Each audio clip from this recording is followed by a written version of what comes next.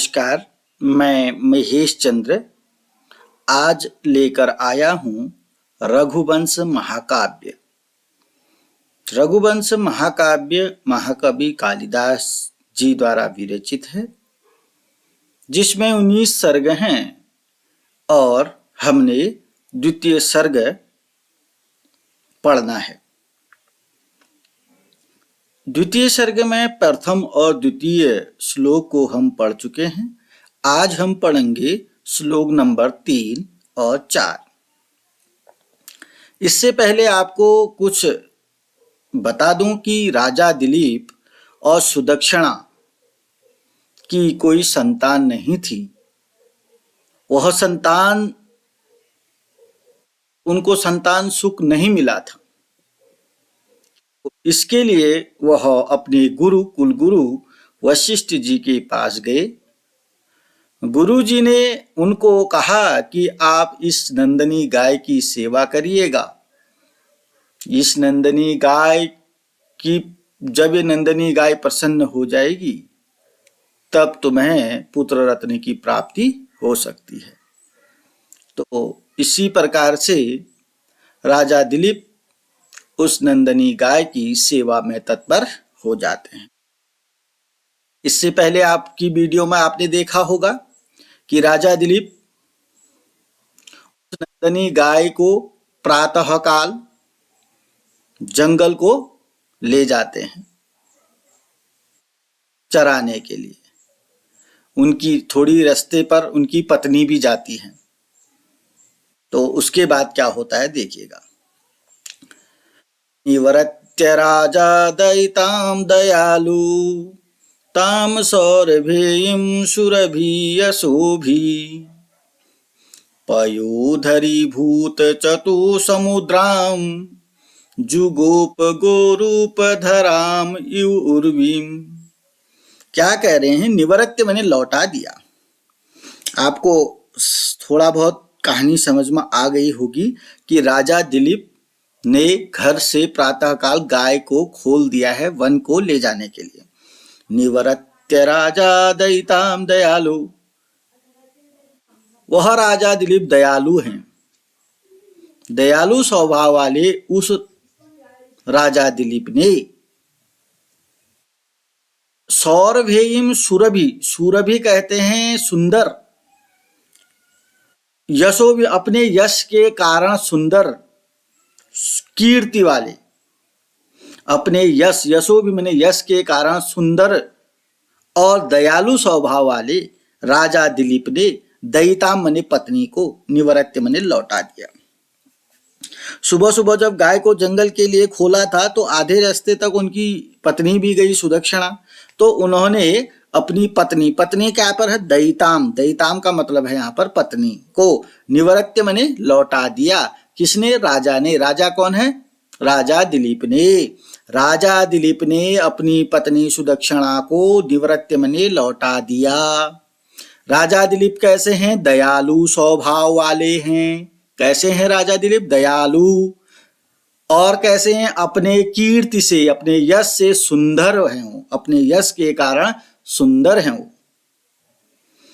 अपने यश के कारण सुंदर दयालु स्वभाव वाले राजा दिलीप ने अपनी पत्नी को रास्ते से लौटा दिया। पहली पंक्ति आ गई होगी, ठीक है ना। सारे शब्दों को देखिएगा आप तो आ जाएगा। दयालु कौन है? सुरभि यशोभी कौन है? अपने यश के कारण सुरभि माने सुंदर हैं, दयालु हैं। ऐसे दयालु सुंदर राजा दिलीप ने अपनी पत्नी को क्या कर दिया? लौटा दिया। फिर क्या हुआ? पयोधरी भूत चतु समुद्राम जुगोप गोरूप धराम इव उर्वीम। जुगोप मने रक्षा की, धराम इव, धराम इव, इव लिखा है देखिएगा। इव का अर्थ होता है समान। उर्वी मने पृथ्वी, पृथ्वी के समान उस गाय की रक्षा की। उर्वीम लिखा है ना, इव धन उर्वीम, पृथ्वी के समान उस गाय की जुगोप मतलब रक्षा की। अब देखिएगा, पयोधरी भूत चतु समुद्राम, 4 समुद्रों को, चतु समुद्राम माने 4 समुद्रों को धारण करने वाली, पृथ्वी के समान। पृथ्वी 4 समुद्रों को धारण करती है, ठीक है ना। तो यहां पर बताया गया 4 समुद्रों को, चतुसमुद्राम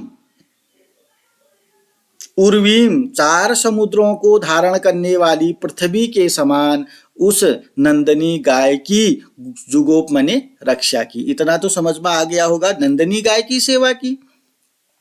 नंदनी गाय की सेवा किस प्रकार से की? 4 समुद्रों को धारण करने वाली पृथ्वी के समान। पृथ्वी के 4 समुद्रों को धारण करती है। अब महाकवि कालिदास ने 4 समुद्रों को धारण करने वाले 5 समुद्र भी कह सकते थे कालिदास, 6 समुद्र, 7 समुद्र भी कह सकते थे, लेकिन कालिदास ने 4 समुद्रों को धारण करने वाली पृथ्वी इसलिए कहा क्योंकि वह नंदनी गाय जो है पयोधरी है। वो पयोधरी 4 स्तनों को धारण करने वाली है। आप समझिएगा चतुसमुद्राम क्यों कहा। पृथ्वी 4 समुद्रों को धारण करती है और वह जो नंदनी गाय है 4 स्तनों को धारण की हुई है। पयोधरी है, वो दूध 4 स्तनों को धारण करने वाली है। समझ में आ गया होगा।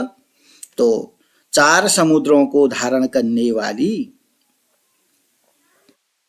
पृथ्वी के समान, उर्वी मने पृथ्वी के समान, राजा दिलीप ने उस नंदनी गाय की जुगोप मने रक्षा की।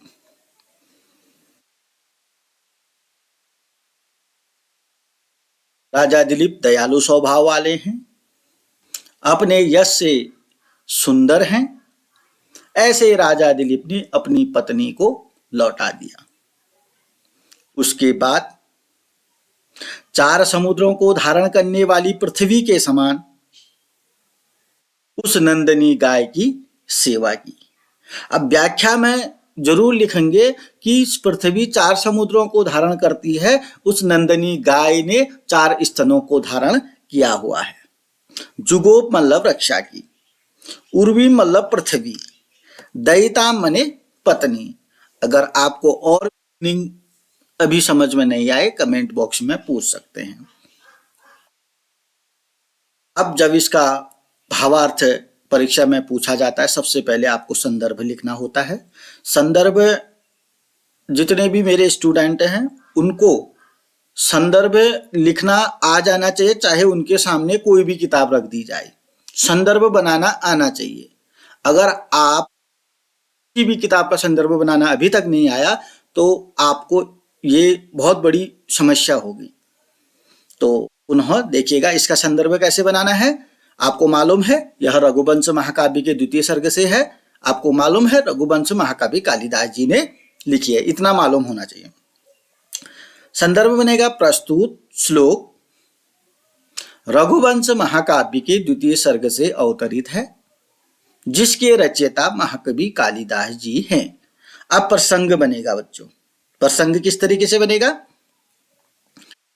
प्रसंग में थोड़ा बहुत चेंजिंग भी कर सकते हैं। देखिएगा, कुछ दूर जाने के बाद राजा दिलीप ने रानी सुदक्षिणा को लौटा दिया तथा अकेले ही गाय के पीछे पीछे जाने लगे। कहां को? जंगल को। अनुवाद लिखा है हमने, आप चाहे अनुवाद लिखें, आप व्याख्या लिखें, अनुवाद भी लिखें, व्याख्या भी लिखें। आप जितना अच्छा करेंगे उतनी अच्छा होगा।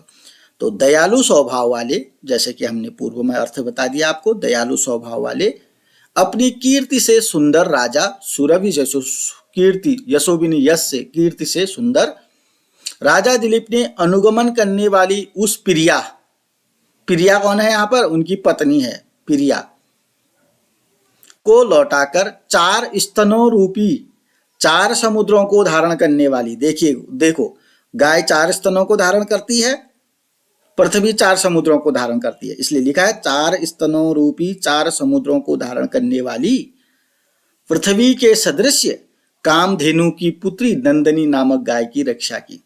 नंदनी नामक गाय की रक्षा किसने की?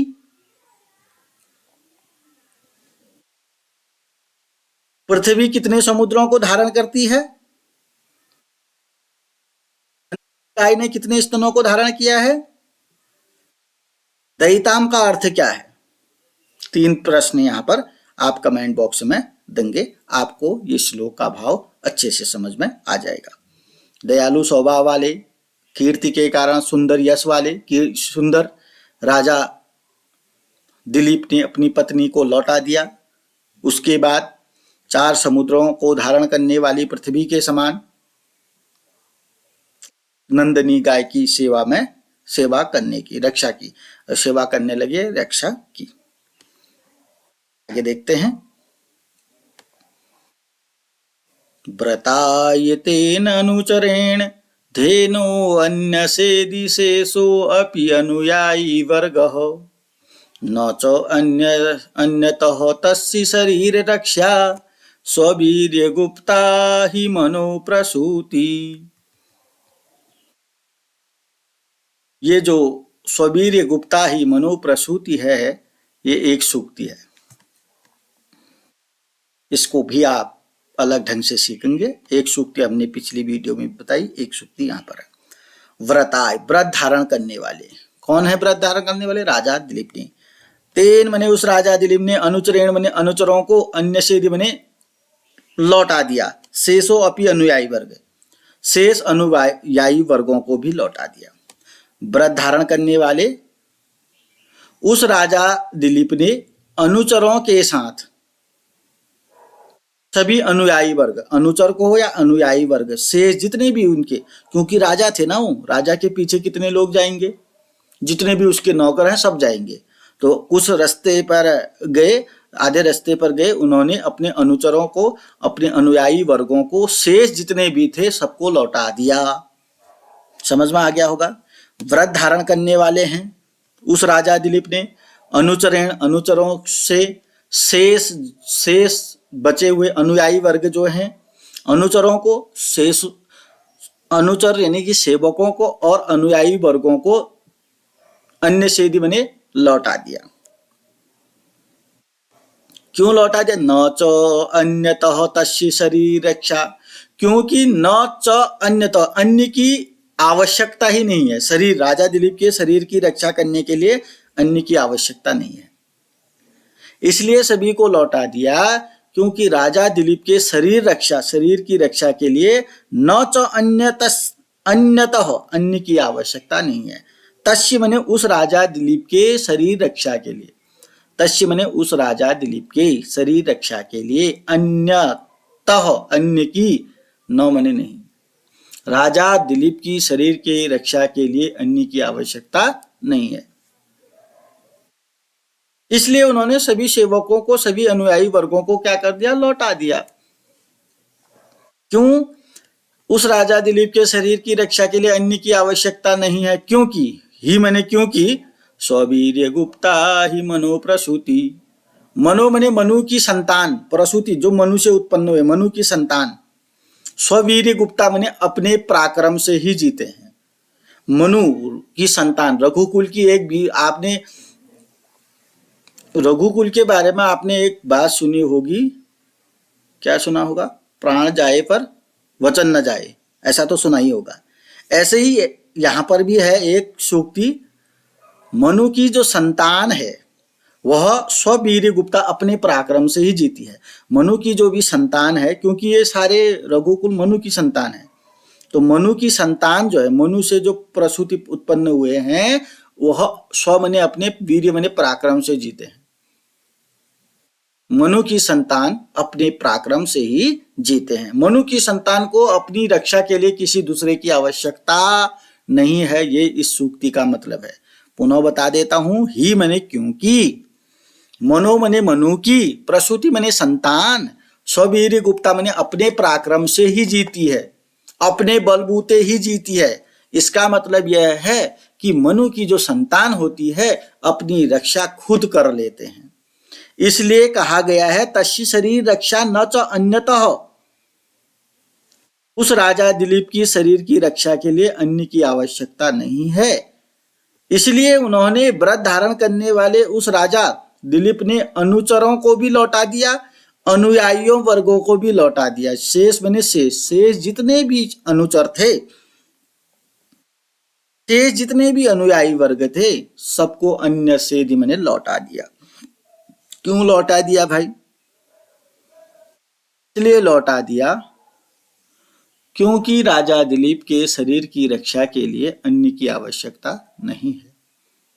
और दूसरी बात यह है, जो मनु की संतान है वह अपने पराक्रम से ही जीता है, उसको अपने रक्षा के लिए दूसरे की आवश्यकता नहीं पड़ती। उम्मीद करता हूं आपको भली भांति यह आ गया होगा। चलिए आप इसका संदर्भ बताएंगे कमेंट बॉक्स में। जैसे कि मैंने पहले ही बोला है, संदर्भ सेम रहेगा, तो संदर्भ बताएंगे। चौथे श्लोक का संदर्भ क्या होगा कमेंट बॉक्स में बताएंगे। प्रसंग हमने लिखा है, पत्नी को लौटाने के बाद राजा ने सभी अनुयायियों एवं सेवकों को भी लौटा दिया, क्योंकि यह अपनी और गाय की रक्षा करने में स्वयं ही समर्थ थे। अनुवाद, आप व्याख्या और अनुवाद दोनों लिखेंगे। गाय के सेवक राजा दिलीप ने पूर्ण रूप से अपना व्रत पालन करने के लिए शेष सेवक वर्ग को आगे चलने से मना कर दिया। उस राजा दिलीप के शरीर की रक्षा किसी अन्य द्वारा किया जाना संभव नहीं था, क्योंकि मनु की संतान अपने पराक्रम से ही अपनी रक्षा करती है। तो स्ववीर्य गुप्ता ही मनोप्रसूति सूक्ति है, अलग ढंग से आप इसको लिख लेंगे। अगर यही परीक्षा में आ जाता है स्ववीर्य गुप्ता ही मनोप्रसूति जो सूक्ति है, तो इसका भी आपको संदर्भ लिखना होता है, प्रसंग लिखना होता है और व्याख्या लिखनी होती है। इसका आप ध्यान रखेंगे।